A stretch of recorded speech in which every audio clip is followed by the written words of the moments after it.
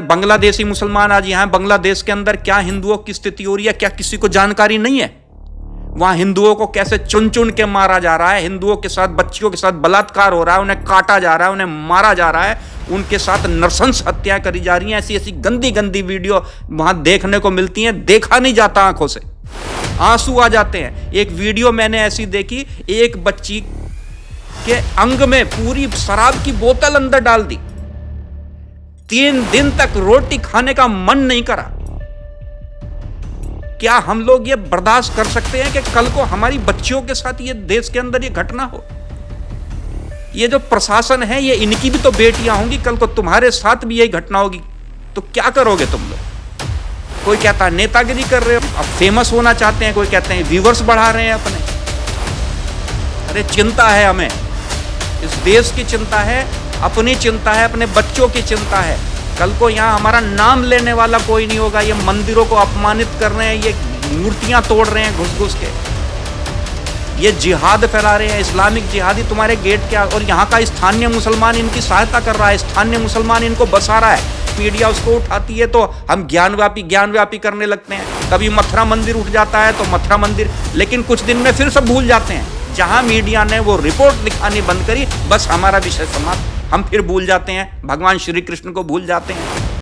मेरे समस्त हिंदू भाइयों और बहनों, बालाजी महाराज की प्रेरणा से हम सब लोग मिलकर एक अभियान प्रारंभ कर रहे हैं। बांग्लादेशी रोहिंग्या मुसलमानों को इस देश से किसी भी कीमत पर यहाँ से खदेड़ा जाए।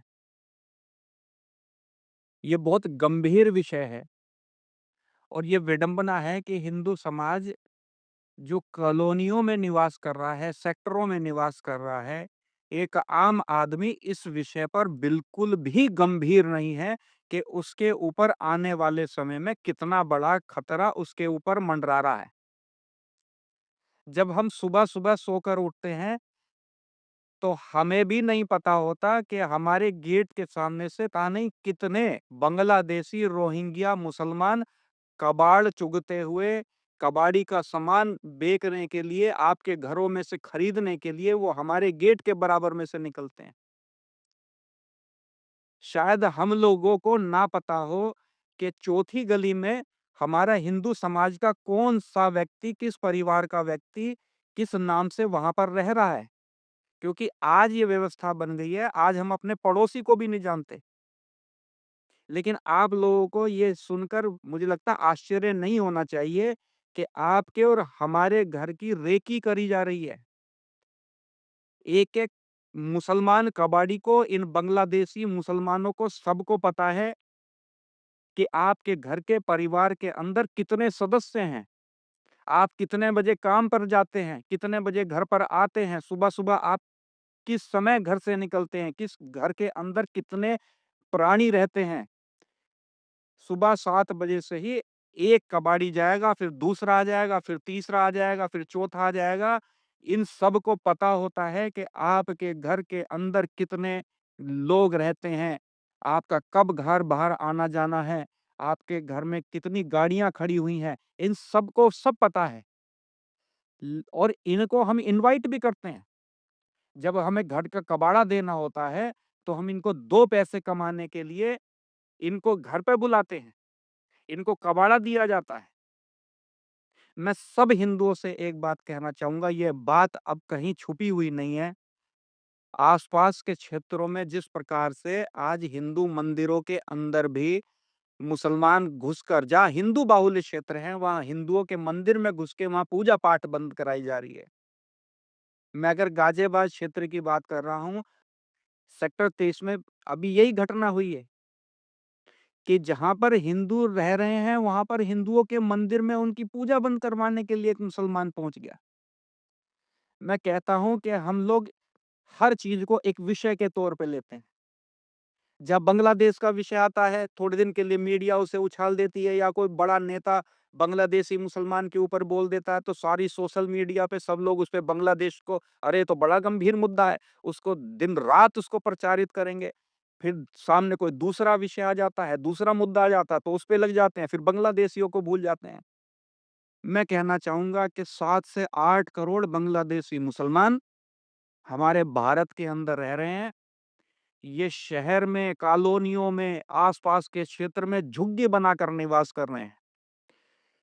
और प्रशासन के पास अगर हम जाते हैं इनकी शिकायत लेके तो प्रशासन उल्टा हमें धमकाता है। वो साफ कहता है प्रशासन, मेरे पास आज भी ज्ञापन है। हम लोग लेकर डीएम के पास भी हम लोग ज्ञापन लेकर गए। आज वो ज्ञापन की कॉपी हमारे पास रखी हुई है आज भी। डीएम कहता है हाथ मत लगा देना, उनके बारे में बोलना मत कुछ भी।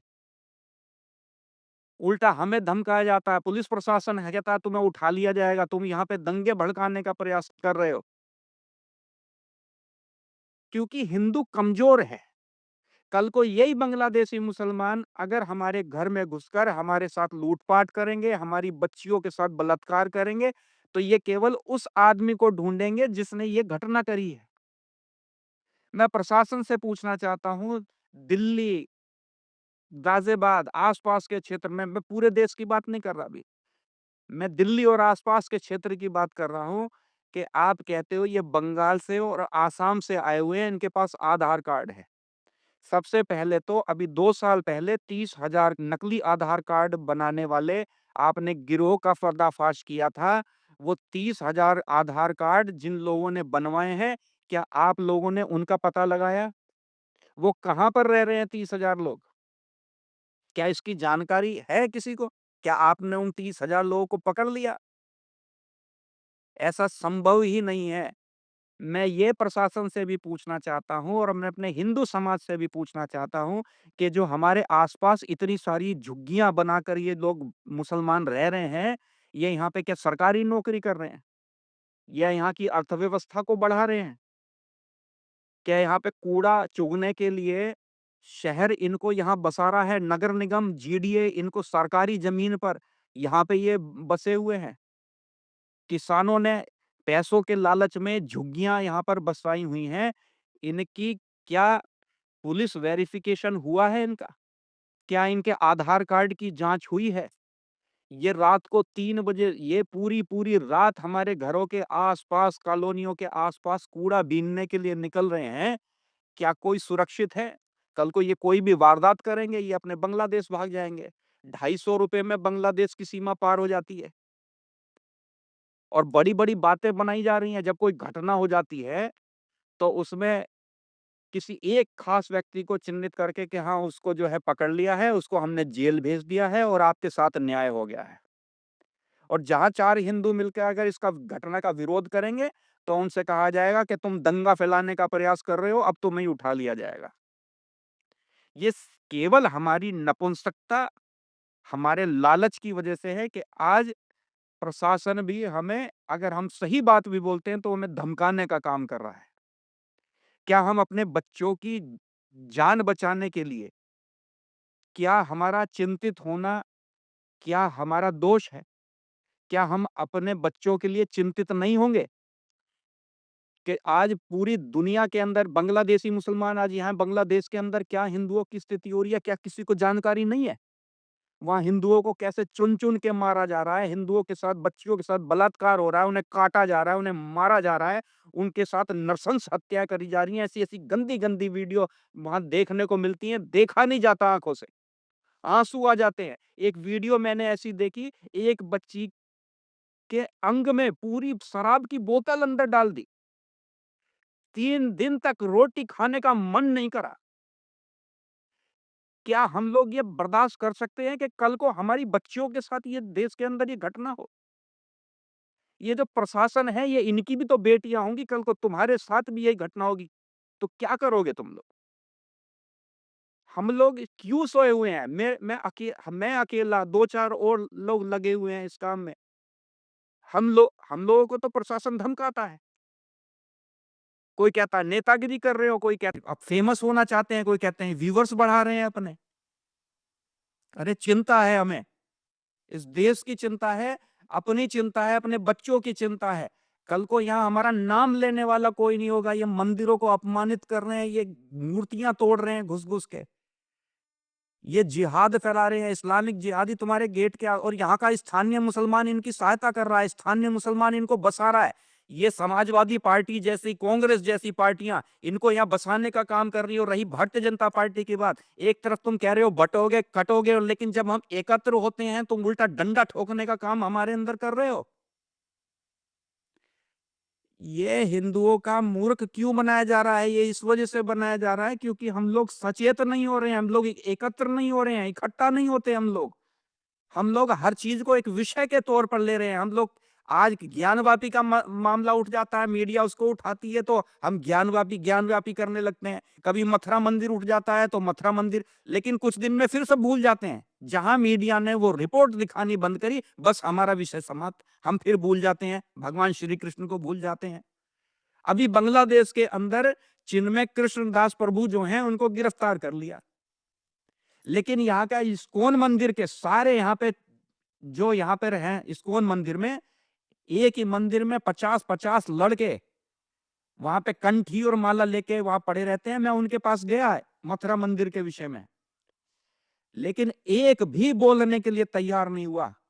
ये कौन से भगवान श्री कृष्ण की उपासना कर रहे हैं जिसे अपनी मान मर्यादा का इन लोगों को नहीं पता? ये कौन सा इनका पता करो कि ये कौन से भगवान श्री कृष्ण का पूजा कर रहे हैं। अगर तुम भगवान श्री कृष्ण के सच्चे उपासक हो तो तुम्हारे ही महंत को उठा लिया पुलिस ने। भारत के अंदर तुम्हारा विरोध करना नहीं बनता। कल को यही मुसलमान तुम्हारे यहां भी भारत के अंदर मंदिरों को तोड़ेंगे तो तुम तो मुसलमान ही बन जाओगे। तुम तो माला को सिर्फ बदल दोगे। ये कायरता, ये पूरे हिंदू समाज के लिए ये खतरा बन रही है। ऐसे ऐसे लोगों का भी बहिष्कार होना चाहिए, ऐसे लोगों को जगाना चाहिए। ये हमारे माल के ऊपर मौज कर रहे हैं। ये पकवान खा खा कर ये मोटे होते जा रहे हैं, इनके पेट निकलते जा रहे हैं आगे। ये मजे ले रहे हैं, ये गाड़ियों में घूम रहे हैं लेकिन ये बोलेंगे नहीं ये कुछ भी है। इनको निकालना पड़ेगा इनको घर से बाहर। ये बांग्लादेश का विषय, बांग्लादेशी मुसलमानों का विषय बहुत संवेदनशील है। अपने गली मोहल्लों में इनकी एंट्रियां बंद करवाओ, इकट्ठे हो जाओ। हम बालाजी सेवाधाम की तरफ से आप अभियान ले रहे हैं इसको, आप सब लोगों का साथ चाहते हैं इसमें। सब लोग निकल कर आओ, एक प्लेटफॉर्म पे हम लोग इकट्ठा हों, बिना किसी नेतागिरी के, बिना किसी राजनीतिक मंच के। जिसको पब्लिसिटी करवानी है, जिसको फोटो खिंचवानी है, वो भी आ जाओ, मंच पे आ जाओ। अरे फोटो खिंचवाओ लेकिन निकलो तो सही, घर से बाहर तो निकलो। अगर अपने धर्म को बचाना है, भारत को बचाना है, तो बाहर निकलना पड़ेगा। इन इस्लामिक जिहादियों से मुकाबला करने के लिए बाहर निकलना पड़ेगा। और कहना चाहूंगा कि आप लोगों के साथ मिलकर एक अभियान हम सब शुरू कर रहे हैं, जिसमें माताएं बहनें सब संयुक्त रूप से इसमें काम कर रही हैं। जितनी भी संस्थाएं हैं, मेरा सबसे ये प्रार्थना है कि हम एक प्रधानमंत्री जी को एक सभी के लेटर पैड पे एक ज्ञापन, एक प्रार्थना पत्र, एक निवेदन पत्र हम देने का प्रयास करेंगे। इसमें उत्तर प्रदेश योगी जी को भी हम जितने भी संस्थाओं के हमारे पास एकत्र करने में हमारा सामर्थ्य रहा, हम सभी के लेटर पैड पर ये जो बांग्लादेशी समस्या है इसके संदर्भ में सभी से हम पत्र प्राप्त करके, चाहे वो 1000 की तादाद में हो, 2000 की तादाद में हो, चाहे लाख संस्थाएं हो, मेरा सभी से प्रार्थना है कि सभी लोग एक पत्र के माध्यम से वो समर्थन दें और संकल्प लें कि हम अपने आसपास इन इस्लामिक जिहादियों को पनपने नहीं देंगे। इस अभियान में सब लोग साथ मिलकर काम करें और सरकार को जगाने का प्रयास करें, चाहे वो प्रदेश की सरकार हो, चाहे केंद्र की सरकार हो। ध्यान रखो, जब हम अकेले निकलते हैं तो डंडे ही खाओगे, और वो हम खा रहे हैं डंडे। जब लेकिन संयुक्त रूप से निकलोगे तो हो सकता है कि तुम्हें सफलता प्राप्त हो जाए।